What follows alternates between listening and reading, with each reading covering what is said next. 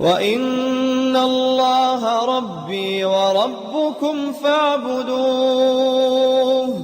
هذا صراط مستقيم. Kemudian Allah Subhanahu wa taala berfirman dalam surah Al-Maidah ayat 78-79. Lu'ina alladhina kafaru min bani Israil ala lisani Daud wa Isa ibn Maryam dhalika bima 'asaw wa kanu ya'tadun kanu la yatanahawna 'an munkarin fa'alu labi'sa ma kanu yaf'alun. Allah Subhanahu wa taala berfirman dalam surah Al-Maidah ayat 78-79, telah dilaknat siapa? Orang-orang kafir dari Bani Israel telah dilaknat oleh Allah Subhanahu wa taala melalui lisannya Nabi Daud dan melalui lisannya Isa putra Maryam. Kenapa mereka dilaknat? Dzalika bima 'asaw wa kanu ya'tadun. Mereka dilaknat disebabkan dari apa? Ya, maksiat yang mereka lakukan. Wa kanu ya'tadun, dan mereka melampaui batas.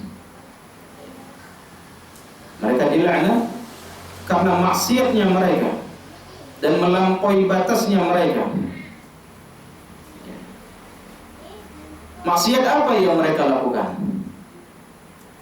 Allah jelaskan, Allah terangkan, kanu la yatanahawna 'an munkarin fa'alu. Sesama mereka tidak ada saling mencegah satu sama lain dari kemungkaran yang mereka perbuat. Itu maksiat, itu kesalahan, dan itu melampaui batas, kata Allah Subhanahu wa taala.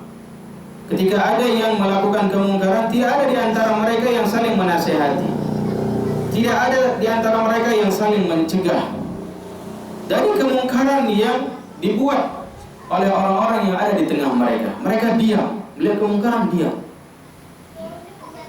Bahkan di tengah-tengah mereka ada orang solehnya pun diam.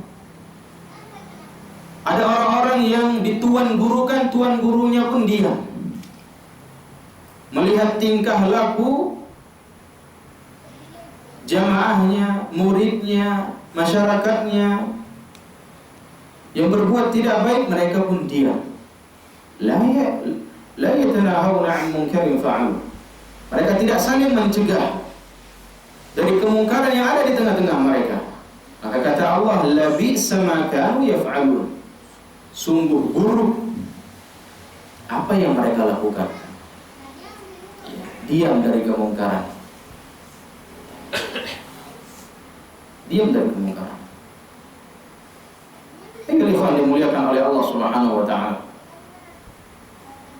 Maka ini juga pelajaran yang besar bagi kita agar adanya ta'awun di antara ikhwah, di antara kita, di antara saudara, di kalangan ikhwan maupun akhwat, yang laki-laki maupun yang perempuan, yang sudah saling kenal.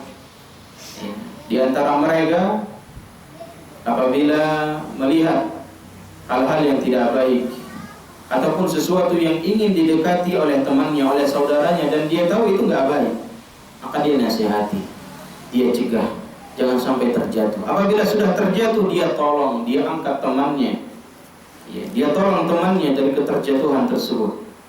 Dan itulah sebaik-baik sahabat, sebaik-baik teman.